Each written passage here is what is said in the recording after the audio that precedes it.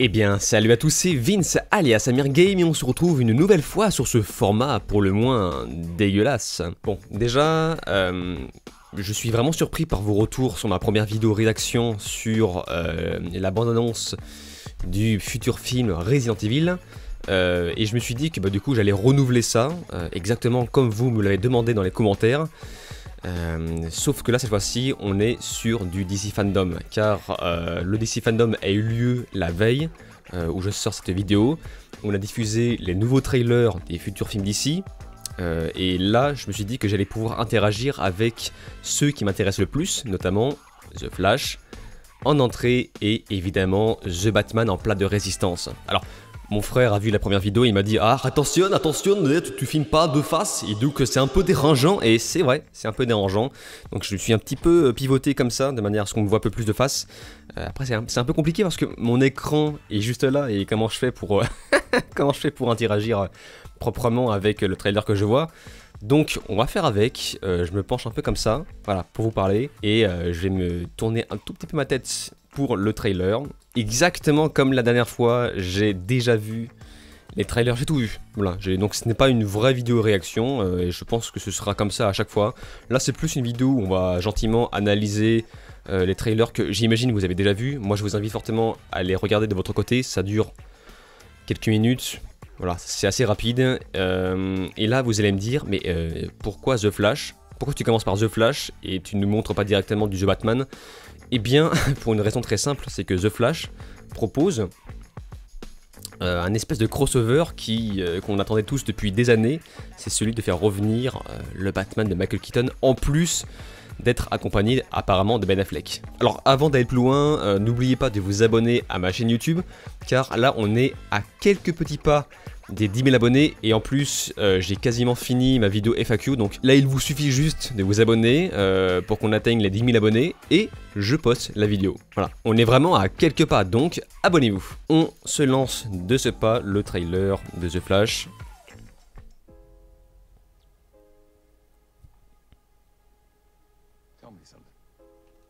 Le son est un petit peu...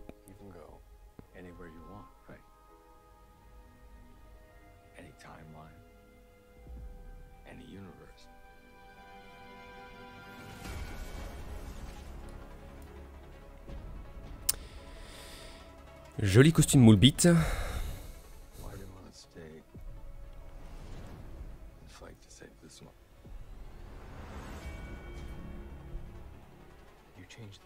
Alors, je précise, en vérité, Flash, moi j'y connais rien. Hein. Je n'ai pas grandi avec Flash, contrairement à Batman. Batman, ça je connais à fond. Mais Flash, je connais pas. Le seul truc que je connais de Flash, c'est le dessin animé La Ligue des Justiciers et le film La Ligue des Justiciers. Voilà. Et évidemment, la Snyder Cut qui est sortie cette année. Voilà, c'est vraiment le seul truc que je connais. Je n'ai pas vu la série. Et moi, si je suis là, c'est vraiment uniquement pour Batman. Voilà. Batman et rien d'autre. Et là, de ce que je vois, alors je pense que c'est fait exprès. Je pense qu'ils ont fait exprès de faire en sorte qu'on ne voit rien. N'oublions pas que c'est le réalisateur des deux films Ça. C'est pas un si mauvais réal que ça, et lui pour l'instant je pense qu'il a pris une approche un peu plus fun pour ce film The Flash, et c'est ce qu'on... Enfin, parce que le personnage de The Flash c'est un personnage qui se veut un peu plus rigolo visiblement, et là pour l'instant moi j'ai vraiment l'impression de voir le masque de Batman posé Batman, enfin en tout cas le masque du Batman original de Michael Keaton.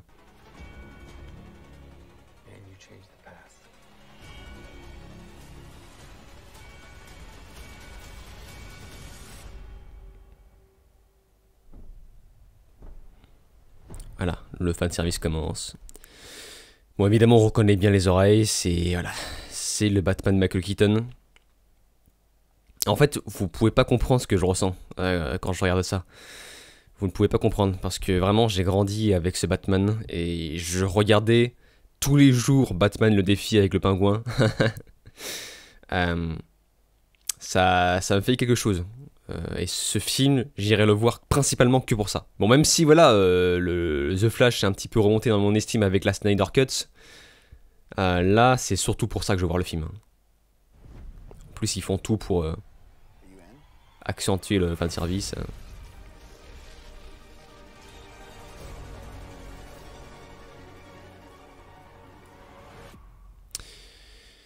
La Batmobile.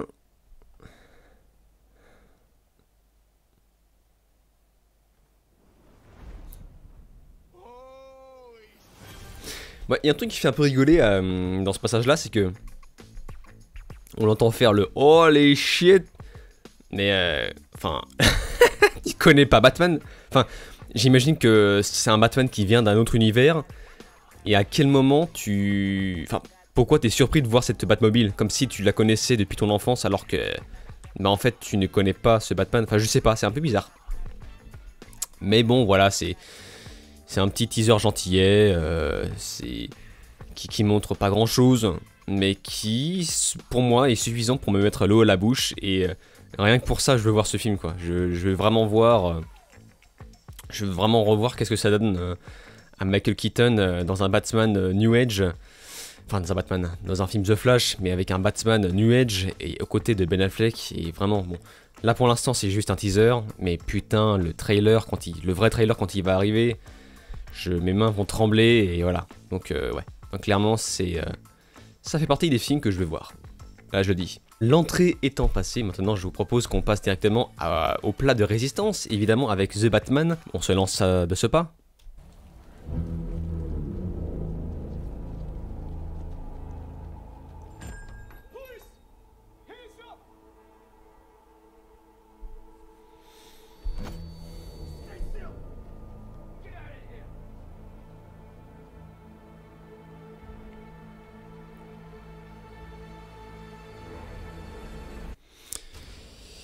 Ça fait,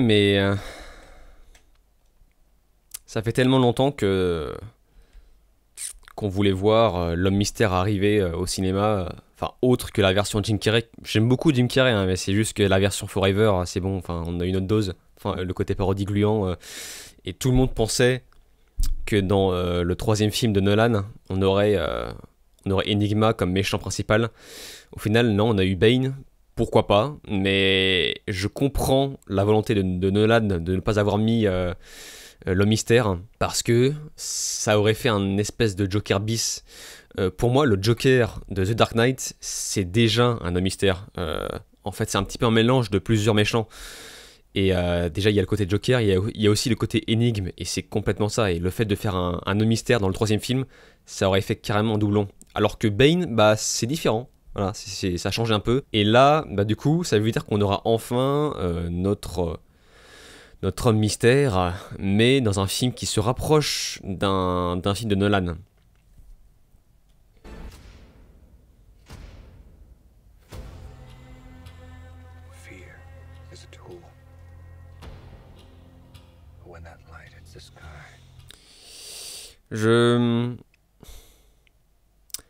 Je sais pas ce que vous pensez du costume de cette version de Batman. Moi, j'aime bien. Ça ressemble un petit peu au costume du troisième jeu Arkham.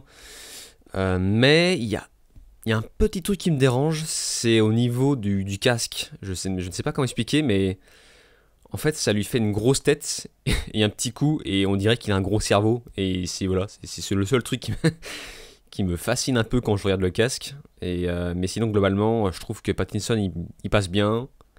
Il a une belle mâchoire. Et ça, pour moi, la mâchoire, c'est important, quoi. Genre, plus la mâchoire du personnage est impactant, et plus le Batman est stylé, quoi.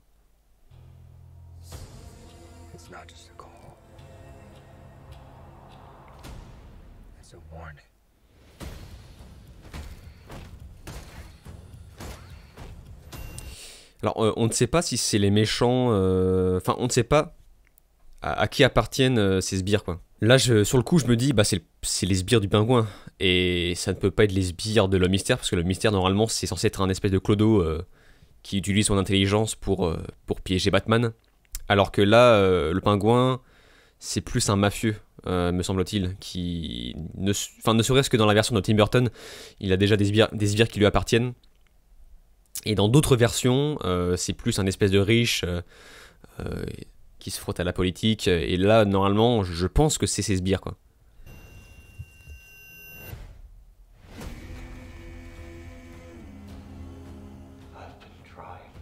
Ouais.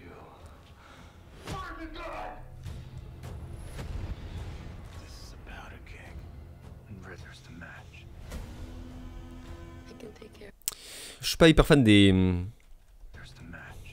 cheveux courts comme ça. Bon, on s'en fout, hein. C'est juste un petit détail. Hein. Mais là, en tout cas, je la sens bien, cette Catwoman. Il y a plein de gens qui n'ont pas aimé Anna Hathaway en Catwoman dans le précédent, dans le dernier Nolan. Moi, j'ai bien aimé, mais après, je peux comprendre que d'autres n'aiment pas parce que elle était vraiment trop gentille, trop mignonne. Ouais, c'était vraiment la cat cute. Alors que là, bah, elle a l'air plus dans l'esprit du personnage, un peu plus garce.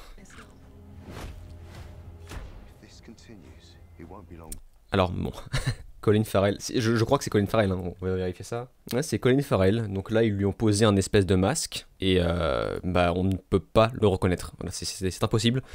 Surtout que moi ce qui me gênait dans ce choix d'acteur au départ, c'est, j'adore Colin Farrell, hein, c'est pas un problème, mais c'est juste que je me disais mais attends mais il est trop grand, c'est pourquoi choisir ces mecs en pingouin, mais c'est vrai que quand on voit le résultat en maquillage, c'est assez bluffant. Mais là on sent qu'ils veulent trouver une approche un peu plus, encore une fois à la Nolan, donc une approche plus réaliste. Donc là on sort du côté Tim Burton un peu fou et on ne sait pas, on connaît pas vraiment la version de ce scénario. Qu'est-ce qui fait que ce personnage est devenu le pingouin? Donc ça m'intéresse beaucoup. Là c'est Alfred je crois, hein. Donc ouais c'est ça, ils ont pris Andy Serkis en Alfred, c'est très bizarre, ce choix est très bizarre. J'adore ce mec, hein. C'est un très bon acteur, mais c'était un choix vraiment bizarre. Voilà. Mais pourquoi pas? Enfin, le principal est de faire... Enfin, je comprends la volonté de faire des personnages différents à chaque fois. Ça a l'air d'être un Batman vachement plus jeune et fougueux. Enfin, la version de Nolan, c'était un petit peu un entre-deux. Entre un Ben Affleck et un Pattinson. Ben Affleck, lui, c'est vraiment la version Frank Miller, vieux, très très musclé, costaud, et qui est vraiment très aigri. Alors que Pattinson, on a une version beaucoup plus jeune, qui se découvre, et qui fait vraiment une version encore plus avancée que celle de Christian Bale, qui lui était beaucoup plus sage, finalement. Alors que là, on sent que ça a l'air d'être un personnage qui a du mal à poser ses limites. Et je pense que plusieurs fois dans le film, il va péter un câble en tant que Batman, il va devoir apprendre à se contrôler. Et là, on le voit bien là sur ce plan. Et là, genre, il a besoin d'exposer, d'écrire par terre pour essayer de résoudre un mystère, quoi.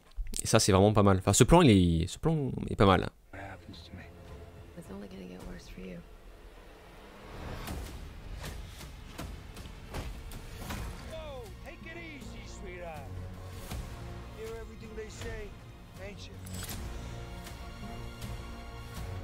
Maybe we're not so different.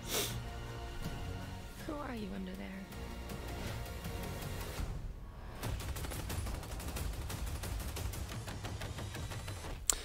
Ça fait très Nolan, hein. C'est ça. Là, on est complètement dans du jeu Dark Knight.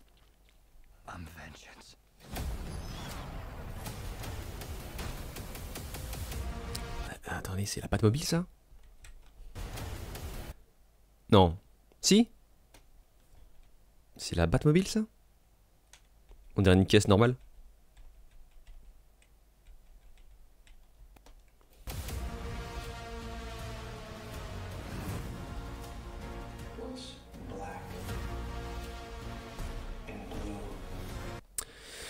Black Gordon. Bon. J'en ai déjà parlé dans ma première vidéo. Ma vieille vidéo sur qui réagissait un petit peu au teaser du film. Sur le Gordon, nouveau Gordon. Bon. Je vais pas revenir dessus. Hein, moi j'aime bien l'acteur. On reconnaît Gordon, hein, globalement. Allez.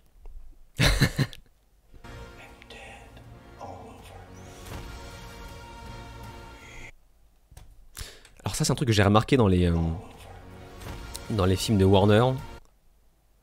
Ça c'est un truc qui m'impressionne. C'est que En tout cas, j'ai vu ça dans Joker, parce que j'ai vu le film dans les deux versions, j'ai vu la VF et la VO au cinéma, et en fait, dans la VF, ils traduisent les textes à l'écran, et ça, je trouve ça vraiment extrêmement impressionnant. Vraiment, c'est très cool pour l'immersion. Après, c'est un peu dommage parce que ceux qui veulent, bon, c'est très con, hein, mais ceux qui veulent bénéficier de la VO n'auront pas le droit au texte traduit comme ça. C'est normal, hein, c'est parfaitement normal. Mais c'est vrai que c'est un détail que je n'aurais jamais remarqué si je n'avais pas vu le film Joker en VF. La VF qui n'est pas si mal d'ailleurs. Hein. Mais c'est vrai que là, je vois qu'ils ont fait à peu près, enfin, ils ont refait la même chose sur ce film. Ce qui fait qu'on est en droit de se poser la question de est-ce que cet univers de Batman qui n'est pas lié à celui de Snyder, est-ce que peut-être qu'ils vont faire une suite avec le Batman de Pattinson et le Joker de Joaquin Phoenix? On est en droit de se poser la question.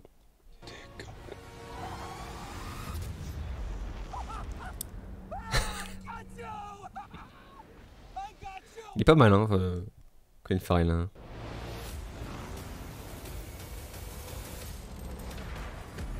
Ah, c'est la Batmobile, d'accord. Bon.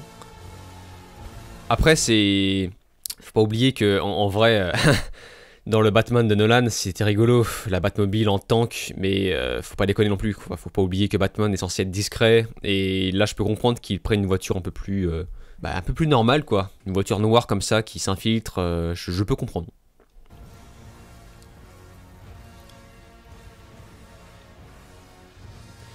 La musique qui fait très Batman aussi, ça c'est pour moi un tour de force du trailer. Bien, bien, bien. Alors, est-ce que ça enregistre toujours? C'est bon, tout va bien. Eh bien, écoutez, ce trailer me fait envie. Voilà. Après, globalement, je trouve que ça fait très Batman Nolan. Et j'ai pas l'impression que ça va être forcément... je ne pense pas que je vais être surpris par le film. Je sais à peu près à quoi ça va ressembler. Faut vraiment que le scénario me surprenne. Pourquoi pas au niveau des twists, du choix qu'ils vont faire, de l'évolution des personnages également. Tout va vraiment dépendre de l'écriture, de comment ils vont faire avancer tout ça. Et s'ils vont peut-être faire agrandir l'univers, exactement comme je vous l'expliquais tout à l'heure avec... pourquoi pas une intervention du Joker Joaquin Phoenix. Par contre, s'il y a un truc qui me fait un tout petit peu peur, alors je ne sais pas combien de temps durera le film, on n'a pas encore l'information. Ce qui me fait un tout petit peu peur, c'est là en fait je crois qu'on tombe sur le même syndrome des films Spider-Man, notamment Spider-Man 3 et The Amazing Spider-Man 2. C'est-à-dire que là, j'ai vraiment l'impression qu'on a trop de méchants. On a trop de méchants sur un seul film. Putain, attends, on a la Mystère, on a le Pingouin, et on a aussi Catwoman. Enfin, là on va me dire, mais c'est pas une méchante. C'est pas une méchante, mais quand même, enfin, ça fait partie des personnages qui... un petit peu ambigu, enfin en tout cas dans la version de Tim Burton, c'est une méchante. Hein. C'est une cambrioleuse, une hors-la-loi, et c'est juste que... Ce qui fait que Batman s'associe plus ou moins avec elle, c'est parce que c'est une femme et voilà, il tombe un petit peu sous les charmes de cette gentille dame, quoi. Donc voilà, on a beaucoup trop de personnages, je trouve. Après, peut-être qu'on se rapproche du schéma de The Dark Knight, qui lui aussi voulait faire entrer pas mal de personnages, puisqu'on avait... on avait d'un côté le Joker, d'un autre on a voulu insérer Double Face, on a voulu réinsérer un tout petit peu d'épouvantail. Et du coup, évidemment, le Joker prenait toute la place. Et finalement, le Double Face, lui, était extrêmement intéressant, mais il n'a pas été si bien exploité que ça. Et j'aurais bien aimé voir une suite avec Double Face. Ouais, voilà. Là, ça aurait été intéressant. Je pensais vraiment que le dernier film de Nolan serait un film... avec Double Face comme méchant. Là je pense qu'il se rapproche à peu près de ce schéma, mais vraiment, moi j'ai besoin de savoir qui sera le vrai méchant du film. Est-ce que ce sera le Pingouin? Est-ce que ce sera l'Homme Mystère? Parce que pour moi, on ne peut pas négliger l'un des deux, quoi. On ne peut pas couper le film en deux. Je pense que ça aurait été intéressant de faire un film Batman avec un seul méchant. tu me fais un seul méchant, mais au moins tu le traites à fond quoi. Donc voilà, j'ai peur que le film soit un peu dans l'entre-deux comme ça. Mais bon, moi je n'attends qu'à être surpris, c'est officiellement le film que j'attends le plus, parce que voilà, c'est Batman, c'est mon Batman, j'attends Batman. J'ai grandi avec Batman, je mange Batman, je respire Batman, quand j'étais petit je me déguisais en Batman. Le casting est cool, globalement, le réal est cool. N'oublions pas qu'il a réalisé les films La planète des singes, qui sont des films que j'aime beaucoup. Et voilà, donc c'est pour ça que je n'attends qu'à être surpris. De votre côté, si vous avez des choses à ajouter par rapport à ces trailers, que ce soit The Flash ou encore The Batman, évidemment, cette vidéo c'est plus une vidéo sur le trailer de The Batman. The Flash, c'était juste, voilà, une petite mise en bouche. Mais si vous avez des choses à dire par rapport à ça, n'hésitez pas à m'en parler dans les commentaires. Voilà, ça peut être intéressant de débattre et de discuter de ça avec vous. Donc, encore une fois, je m'excuse pour ce format qui pour moi me paraît un petit peu dégueulasse. Je m'excuse si je ne suis pas complètement de face, c'est très compliqué parce qu'il faut que je jauge entre l'écran et ma caméra. Et en attendant de lire vos commentaires, je vous invite une nouvelle fois à vous abonner à ma chaîne YouTube. On approche grandement des 10 000 abonnés. Likez, partagez et regardez mes autres vidéos. Je vous dis alors ciao et à la prochaine.